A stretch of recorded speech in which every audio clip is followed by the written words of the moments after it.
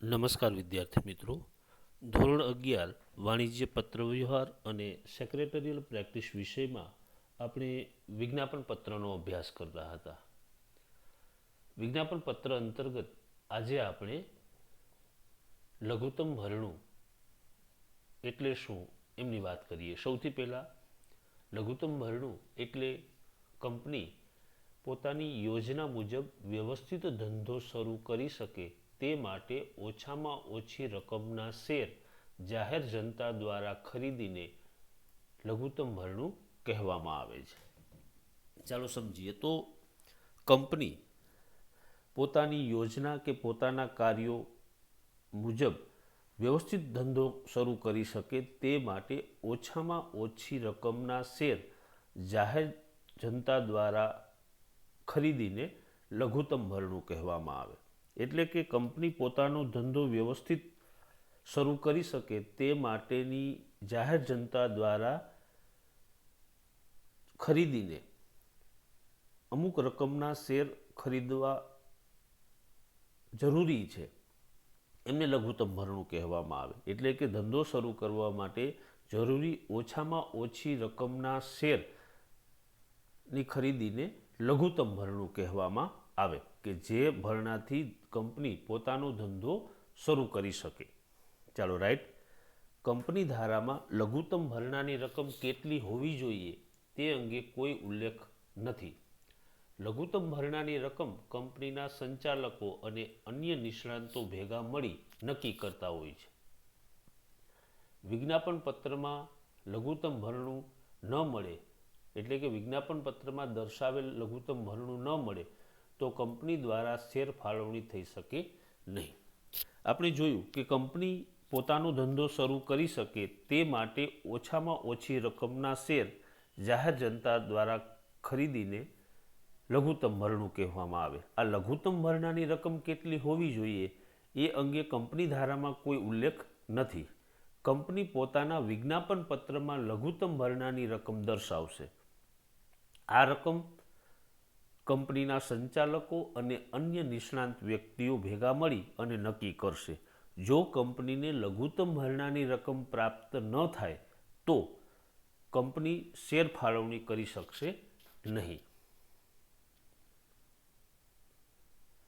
ચાલો આપણે હમણાં જોયું કે લઘુત્તમ ભરણું એટલે કંપની પોતાનો ધંધો શરૂ કરી શકે એ માટે શેરની ખરીદીને લઘુત્તમ ભરણું કહેવામાં આવે. આ લઘુત્તમ ભરણાનું મહત્વ. રોકાણકારોના હિતોના રક્ષણ માટે કંપની ધારામાં લઘુત્તમ ભરણાની જોગવાઈ કરવામાં આવી.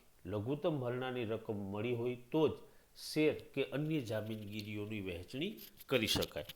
વિજ્ઞાપન પત્રમાં લઘુત્તમ ભરણાની રકમ દર્શાવવામાં આવશે. રોકાણકારોના હિતને ધ્યાનમાં રાખી કંપની ધારામાં લઘુત્તમ ભરણાની જોગવાઈ કરવામાં આવી. પરંતુ એ બાબત યાદ રાખશું કે લઘુત્તમ ભરણું કેટલું હોવું જોઈએ એ અંગેની જોગવાઈ કરવામાં આવેલી નથી. લઘુત્તમ ભરણાની રકમ મળી હોય તો જ શેર કે અન્ય જામીનગીરીઓની ફાળવણી થઈ શકે.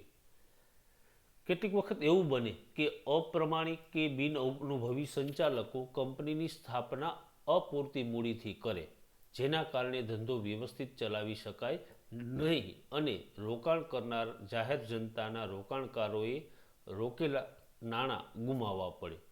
આથી લઘુત્તમ ભરણાની જોગવાઈ કાયદામાં ફરજિયાત છે. કેટલીક વખત એવું બને કે કંપનીના સંચાલકો બિન અનુભવી હોય, અપ્રમાણિક હોય અને કંપનીની સ્થાપના ઓછી મૂડી, અપૂરતી મૂડીથી કરે. હવે અપૂરતી મૂડી હોવાના કારણે ધંધો વ્યવસ્થિત ચલાવી શકશે નહીં અને જેના કારણે જાહેર જનતાએ કંપનીમાં જે નાણાંનું રોકાણ કરેલું છે એ રોકાણ કરેલા નાણાં ગુમાવવા પડે. આથી કંપની એક્ટમાં લઘુત્તમ ભરણાની જોગવાઈ કરવામાં આવી. કંપની ધારા 2013 મુજબ વિજ્ઞાપન પત્ર બહાર પાડ્યાની તારીખથી 30 દિવસમાં લઘુત્તમ ભરણાની રકમ ન મળે અથવા સેબીએ જણાવેલ સમયગાળા દરમિયાન ન મળે તો તે રકમ સેબીએ આપેલ નિર્દેશ પ્રમાણે પરત કરવી પડે છે.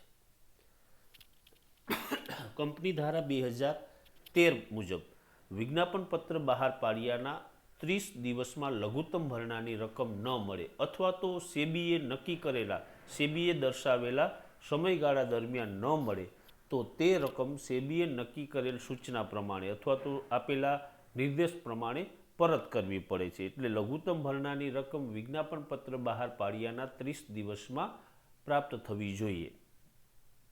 જો 30 દિવસમાં પ્રાપ્ત થતી નથી તો સેબીએ નિર્દેશ કરેલા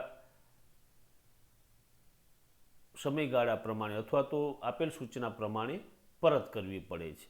જો આ નિયમનું ઉલ્લંઘન કરવામાં આવે તો જવાબદાર અધિકારીઓ દંડને પાત્ર બને છે.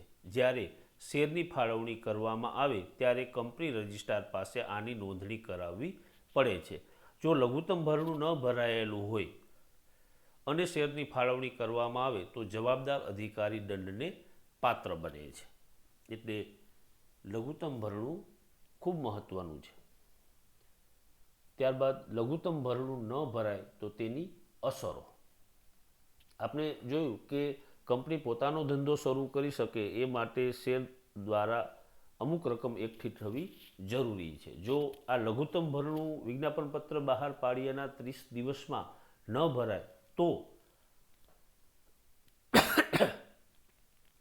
જો કંપની પાસે લઘુત્તમ ભરણા જેટલી અરજી ન આવે તો કંપની શેરની ફાળવણી કરી શકતી નથી. બીજું, અરજદારોને સેબીએ જણાવેલ નિર્ધાર અનુસાર રકમ પરત કરવી પડે. જાહેર કંપની આ જોગવાઈનો ભંગ કરે તો જવાબદાર અધિકારીઓ દંડને પાત્ર બને. લઘુત્તમ ભરણું ન ભરાય તો એમની 3 અસરો. એક તો શેર ફાળવણી થઈ શકે નહીં. બીજું,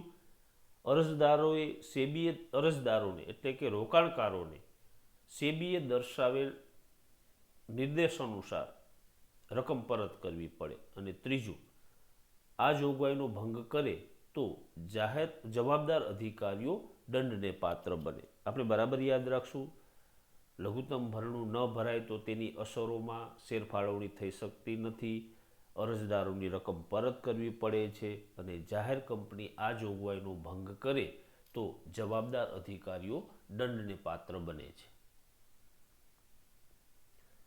ત્યાર પછી શેર બાંયધરીના કરાર. જાહેર કંપની જ્યારે જાહેર જનતાને શેર કે ડિબેન્ચર ખરીદવા આમંત્રણ આપે ત્યારે નવી સ્થપાયેલી કંપની જો લઘુત્તમ ભરણા જેટલી રકમ ન મેળવી શકે તો કંપનીની પ્રતિષ્ઠા જોખમાય. ઉપરાંત ભાવિ સફળતાની શક્યતાઓ અવરોધાય. શેર બજારમાં નકારાત્મક પરિસ્થિતિ ઊભી થાય. આ જોખમને નિવારવા નવી સ્થપાયેલી કંપની દલાલો અથવા મધ્યસ્થીઓ સાથે બાંયધરી કરારો કરે છે. આવા દલાલો કંપનીને ખાતરી આપે છે કે જો લઘુત્તમ ભરણા જેટલી અરજીઓ નહીં આવે તો કરાર કરનાર દલાલો બાકીની ખૂટતી રકમની જામીનગીરી ખરીદી લેશે. આપણે હમણાં જોયું કે લઘુત્તમ ભરણું ન ભરાય તો શેરની ફાળવણી થઈ શકતી નથી અને અરજદારોને નાણાં પરત કરવા પડે છે. હવે જ્યારે કોઈ કંપની શેર કે ડિબેન્ચર ખરીદવા આમંત્રણ આપે અને જો લઘુત્તમ ભરણા જેટલી રકમ ન મળે તો કંપનીની પ્રતિષ્ઠા જોખમાય, કંપનીના ભાવિ પ્રોજેક્ટ અવરોધાય, શેર બજારમાં પણ કંપનીની નકારાત્મક પરિસ્થિતિ ઊભી થાય. આવા જોખમને નિવારવા માટે નવી સ્થપાયેલી કંપનીઓ દલાલો અથવા મધ્યસ્થીઓ સાથે બાંયધરી કરારો કરે છે અને આ બાંયધરી કરાર અંતર્ગત આવા દલાલો કંપનીને ખાતરી આપે છે કે જો લઘુત્તમ ભરણા જેટલી અરજીઓ નહીં આવે તો કરાર કરનાર દલાલો બાકીની ખૂટતી રકમની જામીનગીરી ખરીદી લેશે. એટલે કે લઘુત્તમ ભરણામાં જેટલી ખૂટતી રકમ છે એ ખૂટતી રકમની જામીનગીરી ખરીદી લેવાની બાંયધરી આપે છે, ખાતરી આપે છે. આમ બાંયધરી કરાર એટલે કંપનીએ ત્રાહિત પક્ષકારો સાથે કરેલો એવો કરાર કે જે દ્વારા દલાલો કમિશનના બદલામાં કંપનીને એવી બાંયધરી આપે છે કે જાહેર જનતા માટે બહાર પાડેલ જામીનગીરી જો જાહેર પ્રજા પૂરેપૂરો નહીં ખરીદે તો બાકીની જામીનગીરી પોતે ખરીદી લેશે અને નાણાં ચૂકવી આપશે. આ રીતે બાંયધરી દલાલો દ્વારા ખરીદાયેલ જામીનગીરી માટે જે કમિશન ચૂકવવામાં આવે તેને બાંયધરી કમિશન કહે છે. ચાલો, એકદમ સ્પષ્ટ બાબત છે કે બાંયધરી કરાર એટલે કંપનીએ ત્રાહિત પક્ષકાર સાથે કરેલો એવો કરાર છે જે દ્વારા દલાલો કમિશનના બદલામાં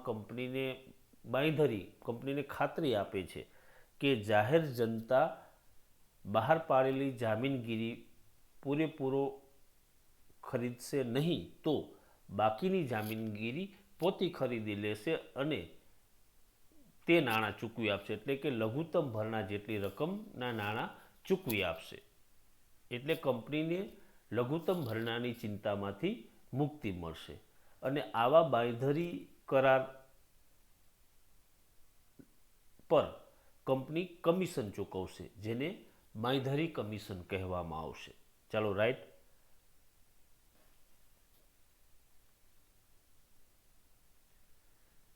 શેર બાંયધરીના ફાયદાઓ આપણે હમણાં જોયું કે બાંયધરી કરારો કરે છે. આ બાંયધરી કરારોને કારણે કંપનીને શું ફાયદો થશે? તો બાંયધરી કરારો કરવાના કારણે સ્થાપકો માટે નાણાં મેળવવા માટેની અનિશ્ચિતતા રહેતી નથી, કારણ કે ખૂટતી રકમની જામીનગીરી એ આવા બાંયધરી દલાલો ખરીદી લેશે, એટલે નાણાં મેળવવાની અનિશ્ચિતતા રહેશે નહીં. કંપનીને ખાતરી પ્રાપ્ત થશે કે એમને નાણાં પ્રાપ્ત થશે. બીજું, બાંયધરી દલાલો શેર બજારના નિષ્ણાંત હોવાના કારણે કંપનીને યોગ્ય સલાહ આપે છે અને રોકાણકારોના વિશ્વાસમાં વધારો કરે છે. હવે આવા બાંયધરી દલાલો જે છે એ શેર બજારના નિષ્ણાંત હશે જે કંપનીને યોગ્ય સલાહ આપશે. બીજું, આવા બાંયધરી દલાલોના કારણે રોકાણકારોમાં પણ વિશ્વાસ વધશે, કંપની પ્રત્યે વિશ્વાસમાં વધારો થશે. ત્રીજું, બાંયધરી દલાલો જવાબદારી લેતા પહેલાં કંપનીની સ્થિતિ અને ભાવિ વિશે યોગ્ય તપાસ કરે પછી જ બાંયધરીના કરારો કરે છે. તેથી નાણાં રોકનારોને તેમના નાણાંની સલામતી અંગે વિશ્વાસ વધે છે. હવે આવા બાંયધરી દલાલો બાંયધરી કરાર કરતા પહેલાં કંપનીની સ્થિતિ, એમની ભાવિ યોજનાઓ વિશે યોગ્ય તપાસ કરે છે અને પછી જ બાંયધરી કરારો કરે છે. હવે એમના કારણે નાણાં રોકાણનારાઓને પણ એમના નાણાંની સલામતી અંગે વિશ્વાસ વધશે, કારણ કે બાંયધરી દલાલો કંપની વિશેની પૂરી તપાસ કરી અને જ બાંયધરી કરારો કરશે, એટલે રોકાણકારોને નાણાંની સલામતીનો વિશ્વાસ વધે. ત્યારબાદ બાંયધરી દલાલોની પ્રતિષ્ઠાનો લાભ કંપનીને મળે છે. પ્રતિષ્ઠિત બાંયધરી દલાલોના કારણે રોકાણકારો કંપનીમાં રોકાણ કરવા આકર્ષાય છે. હવે આ બાંયધરી દલાલોની પ્રતિષ્ઠાનો સીધો લાભ કંપનીને પ્રાપ્ત થશે. જો આવા બાંયધરી દલાલો પ્રતિષ્ઠિત હશે તો એમની પ્રતિષ્ઠા, એમના નામના કારણે રોકાણકારો પણ કંપનીમાં નાણાંનું રોકાણ કરવા માટે પ્રેરાશે. એટલે અહીં આપણે શેર બાંયધરીના ફાયદાઓની વાત કરી. ત્યારબાદ આપણે ખાનગી નિયુક્તિ. આપણે જોયું કે કંપની છે એ વિજ્ઞાપન પત્ર દ્વારા જાહેર જનતાને શેર, ડિબેન્ચર કે અન્ય જામીનગીરીઓ ખરીદવા માટે આમંત્રણ આપે છે. ખાનગી નિયુક્તિ એનાથી જુદી બાબત છે. જાહેર કંપની વિજ્ઞાપન પત્ર બહાર પાડીને જાહેર જનતાને જામીનગીરી ખરીદવા આમંત્રણ આપે છે, આપણે જાણીએ છીએ. પરંતુ જો જાહેર જનતાને આમંત્રણ ન આપે તો જામીનગીરીના ભરણા માટે ખાનગી નિયુક્તિ કરી શકે છે. કંપની વિજ્ઞાપન પત્ર દ્વારા આમંત્રણ ન આપે તો ખાનગી નિયુક્તિ દ્વારા પણ નાણાં એકઠા કરી શકે છે. ખાનગી નિયુક્તિ એટલે કે ખાનગી ભરણું અથવા ખાનગી ફાળવણી. કંપની ધારાની જોગવાઈ અનુસાર કંપનીની જામીનગીરીઓમાં રોકાણ કરવા માટે ખાનગી નિયુક્તિના આમંત્રણ પત્ર દ્વારા નક્કી કરેલા જૂથના લોકોને આમંત્રણ આપવું. અહીં જાહેર જનતાને આમંત્રણ આપવાનું નથી, પરંતુ કંપનીની જામીનગીરીમાં રોકાણ કરવા માટે ખાનગી નિયુક્તિના આમંત્રણ પત્ર દ્વારા નક્કી કરેલા જૂથને, એટલે કે નક્કી કરેલા લોકોના સમૂહને જ આમંત્રણ આપવું, એટલે ખાનગી નિયુક્તિ. બરાબર, અહીં ધ્યાનમાં રાખશું કે ખાનગી નિયુક્તિના આમંત્રણ પત્ર દ્વારા નક્કી કરેલા જૂથના લોકોને આમંત્રણ આપવું. જાહેર જનતાને નહીં પણ એક ચોક્કસ સમૂહને આમંત્રણ પત્ર દ્વારા નક્કી કરેલા જૂથના લોકોને શેર કે ડિબેન્ચર ખરીદવા આમંત્રણ આપવું એટલે ખાનગી નિયુક્તિ. આવા જામીનગીરીના ભરણા માટે લાયકાત ધરાવતી સંસ્થાકીય ખરીદનારાઓ અને કર્મચારીઓ ઉપરાંત વધુમાં વધુ 50 કે નિયત કરવામાં આવે તેટલી વ્યક્તિઓને આમંત્રણ આપી શકાય છે. હવે આવી ખાનગી નિયુક્તિ એટલે કે ખાનગી ભરણા અથવા ખાનગી ફાળવણી માટે લાયકાત ધરાવતી સંસ્થાકીય ખરીદનારાઓ, કર્મચારીઓ ઉપરાંત વધુમાં વધુ 50 કે નક્કી કરવામાં આવે એટલી વ્યક્તિઓને ખાનગી નિયુક્તિ માટે આમંત્રણ આપી શકે છે અને ખાનગી નિયુક્તિના આમંત્રણ દ્વારા નક્કી કરેલા જૂથના લોકોને આમંત્રણ આપી અને ખાનગી ધોરણે શેરની ફાળવણી કરવામાં આવે છે. ચાલો રાઈટ, એટલે અહીં આપણે વિજ્ઞાપન પત્ર વિશેની બાબતોનો અભ્યાસ કર્યો. આગળના પાઠની શરૂઆત આપણે આગળના વિડીયો લેક્ચરમાં કરશું.